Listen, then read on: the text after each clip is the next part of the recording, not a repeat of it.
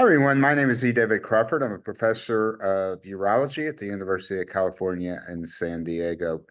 PET scanning has been an integral part of medicine for many decades. Only recently has it found a place in prostate cancer. We've had the introduction of fluciclovine and more recently PSMA-based scanning. This has been a game changer, and I think one of the most significant advances that occurred in prostate cancer in the last decade. Joining me for this PET tumor board are three international experts in the area. If I were to read their CVs and bios, it'd probably take 10 minutes. I'm just going to introduce them, where they're from, and all these things will be available with the PET tumor board. First, Dan Petrylak, who's a medical oncologist, very distinguished in the area of prostate cancer in his whole career, also bladder cancer from Yale University. Joining us from Phoenix, Arizona, Phil, who is with Banner, MD Anderson Health, and Phil is a nuclear medicine physician, radiologist, and spends most of his career in PET imaging. Also joining us from UCLA, my old alma mater, is Wayne Brisbane. Wayne is a urological oncologist who is specializing in prostate cancer and imaging and focal therapy. So, gentlemen, welcome to our PET tumor board. This is our second in our trilogy series, which means we have three of these things we do. Our first group was very successful. Let me just tell the audience that ahead of time that the faculty have not seen these cases. They're going to be new to them. And so it's going to be sort of free floating.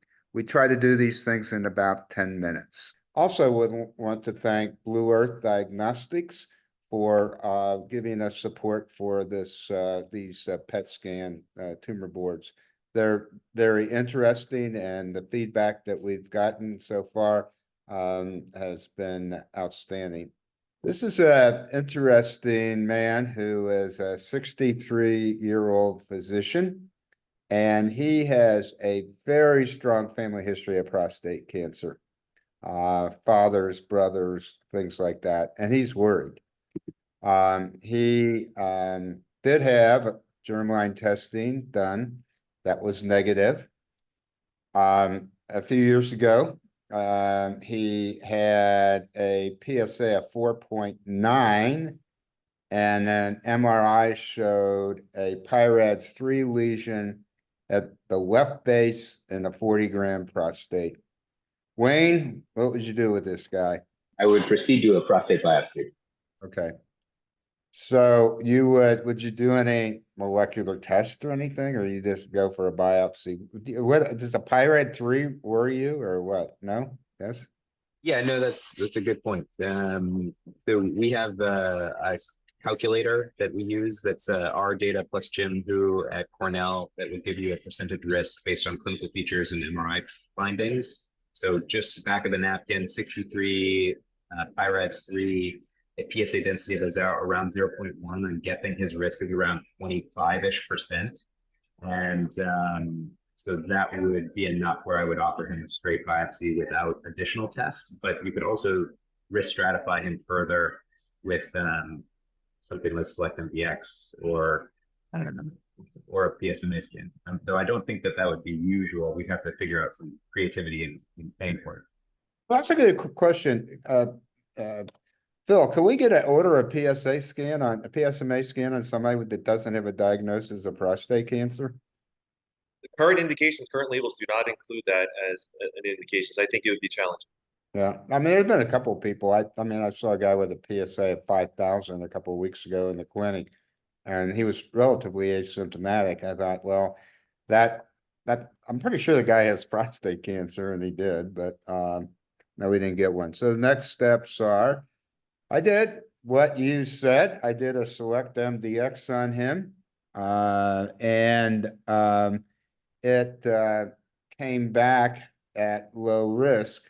And what I'll tell you what I did here in a minute, why it came back low risk. And But he did undergo some biopsies in 2020. And his biopsies showed in the left base and 2 areas of Gleason 6 cancer, grade group 1, very small amount, 20% and 5%. And as I said, we did that select MDX on him and it came back low risk too. So it said that he didn't have cancer. So we sent those biopsies off for Oncotype DX, and they came back very low risk, a GPS score of 17, and a 11% chance of having high risk prostate cancer. So, what do we do with this guy? I remember his PSA was 4. And he had a 40-gram prostate. I started him on finasteride, and I had a talk with him about the studies that have been done with finasteride, the prevention trial, the fact that that may get rid of low-grade cancers. And I think the other thing, and people on active surveillance or whatever, which drives their nervousness is a PSA going up, and one of the more common causes is size of the prostate. This guy felt very good that his PSA went down to the less than 1.5 range, and it's been stable ever since on finasteride. So Wayne, you want to comment on this at this point? He's still nervous though. Yeah, I think that's it's very reasonable to keep monitoring him. I think it's important to realize this is not a fait accompli with the strong family history that you will develop prostate cancer. It just increases the statistical risk. The indications for a PSMA in this case would be to further risk stratify that PI-RADS 3. It's been only done in research protocols, to my knowledge. I agree with Dr. Pruitt. It's very difficult to get it paid for. So that but it has been shown that if you have concordance in a PSMA hotspot with an MRI lesion, that does have a higher likelihood of having higher risk cancer. But he does have some 3+3 in there, so I would continue to do kind of the normal active surveillance. And in our shop, that's a PSA kind of risk stratified every 4 to 6 months, depending on what their initial baseline lesion is. A little sooner if it's 3+4, a little bit later if it's 3+3. We do an MRI yearly. And then we do a confirmatory biopsy, just to make sure. He does have a slightly higher risk of reclassification based on his PSA density, the fact that there was something visible in MRI, and his strong family history.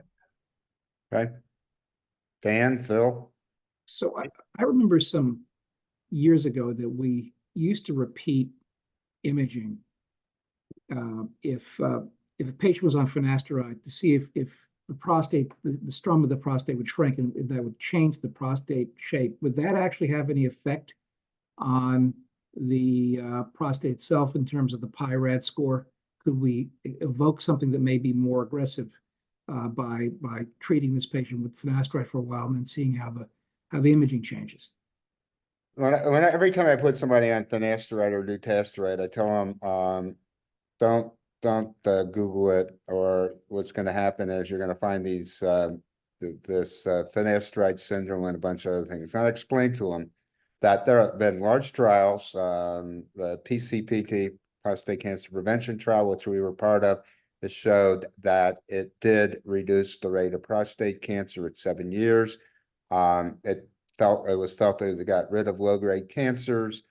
The BPH symptomatology improved. We also did a study with MTOPS with it. So there's a lot of history of using it. And then the question is there high-grade cancer? And one of the explanations might be, and I tell them, if you have a cancer that's the size of a marble, that's a high-grade cancer, and you put it in a golf ball or a tennis ball or in a golf ball, which is going to be the easiest way to find it? It's going to be in the golf ball. And what happens with the tennis ball is that with finasteride, you decrease the volume and you make it more likely you're going to find it. That's, again, that's controversial, but at least we need to watch. This guy's nervous though. He even though his PSA is down and he's urinating fine, he wants to have further evaluation. And maybe a biopsy. So we were able to get a posthumous scan on him, and I did give this to Phil to look at, and there are a couple of things. I'll let him comment on it.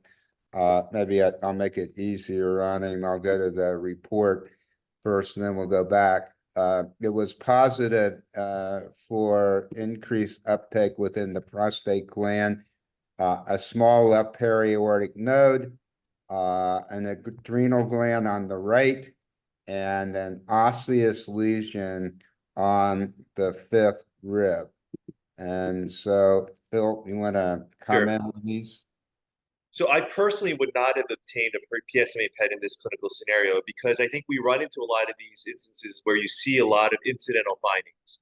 So if you go to that impression, what you're seeing is a very alarming report. And it doesn't necessarily give an impression, it's just reporting all these different areas with focal, moderate, focal, intense activity. But I would argue pre-test probability for that widespread disease would have been very, very low. So I think we need to sort of look at this with that lens in mind, that our pre-test probability is very low. We obtained this PSMA PET, maybe in large part because the patient was anxious. And then we see a bunch of these incidental findings. So let's sort of dig into each of them and figure out how we could explain them. So the image on the left shows some subtle activity at a vertebra at a disc space, and the SUV that it's reporting an SUV max at 3.6. So relatively not too high. But I think you could explain this away by saying this might be some degenerative change and maybe some inflammation you're seeing at that disc space. Ribs are always challenging, and I think what we know is when you see solitary rib activity, more often than not, it is going to be benign. That being said, you want to make sure you look at the CT, you don't see a destructive lesion or something that, looks like prostate cancer. So if we look at the rib activity, my gut is probability was low. So my gut is telling me this is probably benign as well.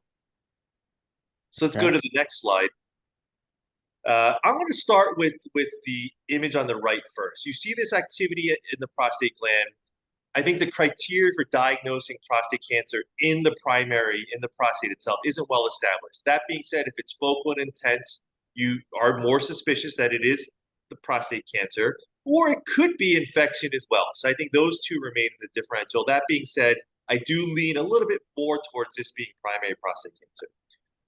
Given what we know the sensitivity pre-prostatectomy is low, and oftentimes you'll get sort of low volume micrometastatic disease in these lymph nodes. So this is the one where I would think potentially there might be some microscopic disease, low volume metastatic disease, just because we understand the limitations of the tool.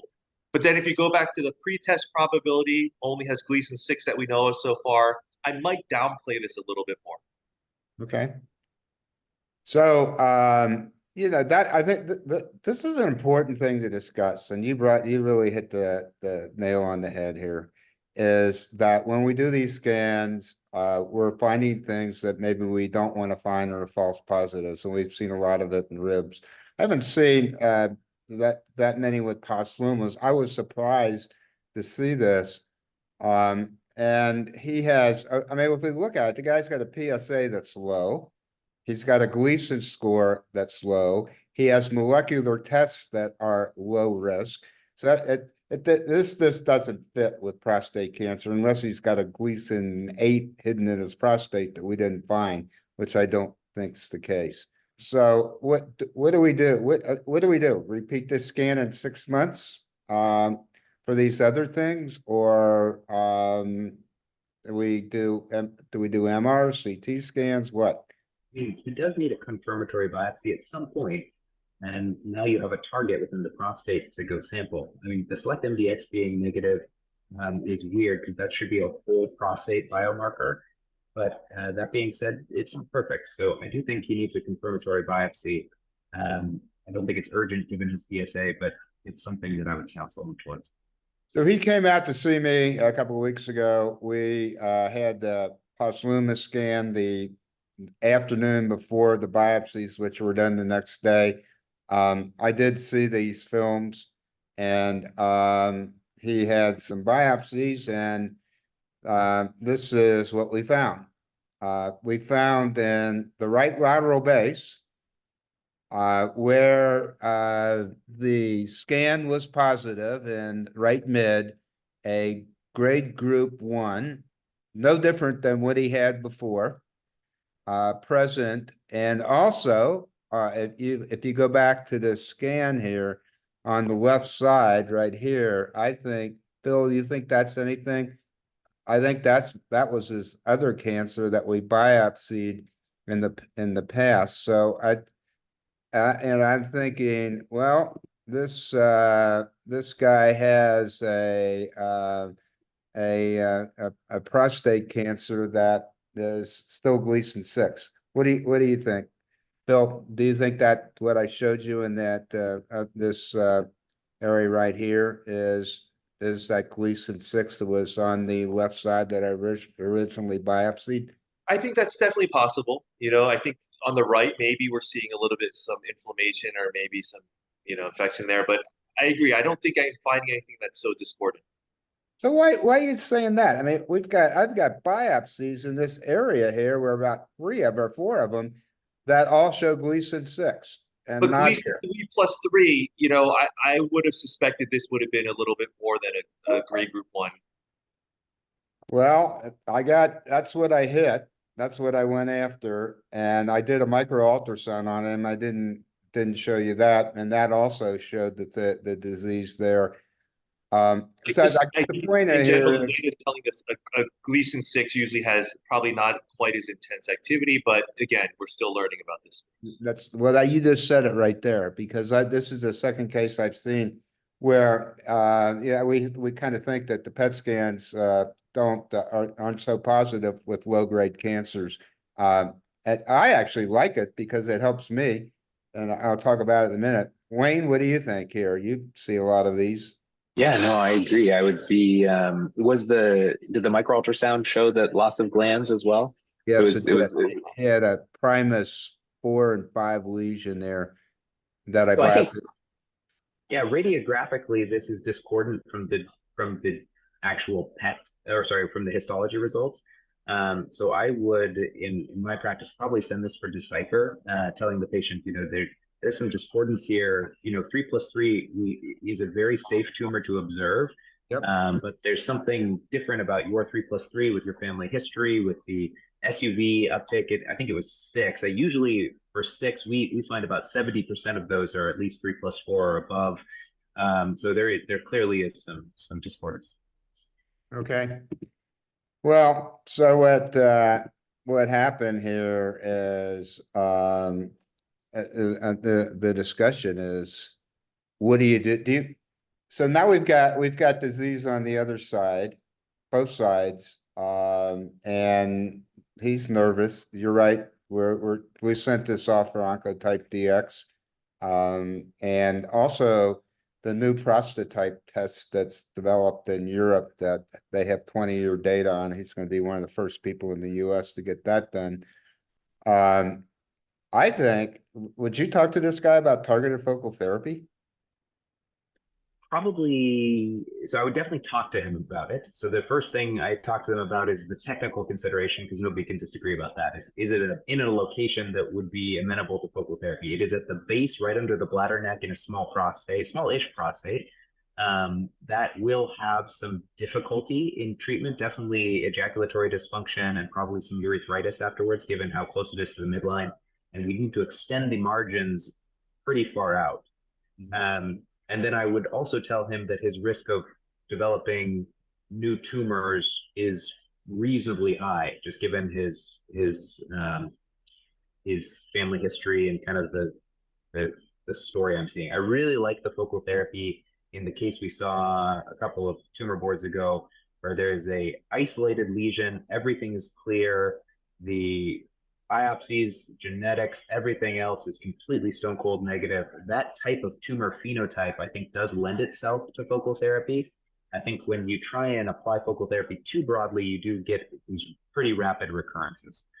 So I would probably, in my practice, push him towards something else, either active surveillance for a couple of years, watching the tumor grow and then getting a whole gland therapy, or just doing a whole gland therapy up front. A whole gland therapy, meaning radiation or surgery? Surgery or radiation, yeah. Okay. Dan? Yeah, I mean, I would agree with that. The only thing in this case, so you biopsy the right, and that area on the left was not really strong uptake. The question would be, is he harboring something that's more poorly differentiated in that area? And should we go after a biopsy on the left side? Is we do know that there's a small fraction of neuroendocrine small cells that do make PSMA. In fact, one of my hottest and best responses to PSMA lutetium has been in a patient with a neuroendocrine small cell tumor. Mhm. So yes, the right area is hot, but should we also consider rebiopsying the left area? Well, I didn't do that. I targeted, but yeah, we know that the left area we sent off for Oncotype DX and it came back very low risk, if you remember. I Okay. showed that. So yeah, I guess what I'm smelling here is that people are having trouble swallowing that Gleason 6 cancers are going to show up on this scan. I mean, that's what they're dancing around with here. I think we need to be careful with relying on it to evaluate the primary tumor. I love it. Why? Why do you think we have to be? Because the discussion we're having right now, there's sort of regarding how you use it in that setting. And I would argue if we called everything like that we're seeing at that in the left part of the gland, I think we're going to target a lot of things that may not end up being cancer. So I just think we need to be careful here and learn more about this. And to Wayne's point, this is being studied under trials today. It's not being used routinely in the clinic. So I guess a lot of the discussion, a lot of the trials that have been done with the agents have been done with people with 4 3s, 3 4s. We don't have a bunch of 3s. So now we're starting to get some, and we're saying, well, maybe they're not 3s or that. I did the biopsies on him. I felt very good about the samples, and they're 3s. Okay, so let's get a decipher oncotype and that on it, but and I don't know how this is going to behave, but yeah, it does worry me that he's developing a lot of 6 cancer. And there are people that have Gleason 6 in every core. I presented one of those at one of our early PET tumor boards, a 48-year-old black man that every biopsies was Gleason 6. And when he had his Rackle, the same thing was true. So I think we got a lot to learn here. So let everybody have one final comment here. Wayne, what's yours? I think that this guy is a really good example of kind of the discordance we sometimes find in the clinic between our multiple different testing modalities and then the family history, and how you've done a nice job of kind of mirroring his anxiety, or in a good way, just saying, hey, we're going to take this as far as you want so you feel comfortable that we're not missing anything, but also be careful not to overtreat. So let me just ask you, because people used to ask me this when I was in your spot, and I said, if it was your father, what would you do? I usually tell them that I like my father, and that helps frame the conversation a little bit.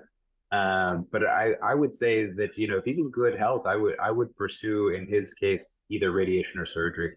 It might be over treatment, definitely, but I think given his concern, which seems very well founded given his history, and because we could give radiation without hormone therapy, if the surgeon would be able to spare both nerves, and in our shop where they would do kind of one of those pelvic fascial sparing prostatectomies, I think his functional outcomes would be very good. Yeah, I think, well, that's what happens. Like, people used to ask me if it were your father, and then they ask if it were you, and now they ask me if it were your son, what would you do? So, Dan, you're getting in that area right now. So, what are your final comments? I mean, I would agree. I think that you want to err on the side of caution here. If you have a suspicion that it's more advanced, as we're seeing from some of the imaging, I think that it's reasonable to go forth with local therapy with either surgery. And the surgery would actually give you, I think, more information about the pathology and what actually is being seen. I would favor surgery in this particular patient, again, from the nerve sparing aspect of it, as well as the pathological But Phil, he wants to know what to do about all those other lesions that are on the scans. What do I tell him? I think for now, I don't think we would call them metastases, despite what the report says. I think we just need to watch and sort of watch him clinically. And when the time is right, we can re-image. And then having the baseline and new imaging, I think will tell us a lot. So what, so he wants to know when. When should he get another scan? I think when his PSA starts to go up, or clinically he's doing a little. We're talking about the stuff, the retroperitoneal nodes, the thing in the rib and that, the other areas. We're worried about those. I say for now, there's nothing we can do. They're not those lesions. So I would say, at some point, I'm not a fan of just doing routine surveillance imaging. I think if there's a trigger point, yeah, let's get it and let's see what happened to them, those lesions. But my gut is telling me they're not metastases. Okay. Any other comments? Great discussion, guys. It's really really a lot of fun, and learned a lot from this case. Thank you for your time, and we'll see you for the next case.